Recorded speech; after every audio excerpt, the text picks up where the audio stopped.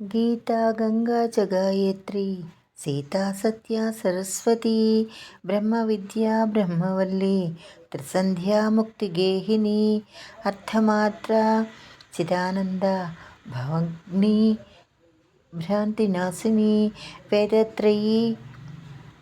వరానంత తత్వార్థజ్ఞానమంజరి ఇత్యేతాని జపేన్నిత్యం నరో నిశ్చలమానసః జ్ఞానసిద్ధిం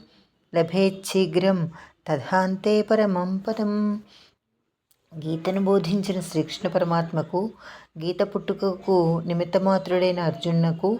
గీతను ఛందోబద్ధమనర్చి ప్రకటించిన శ్రీ వేదవ్యాస మహర్షికి,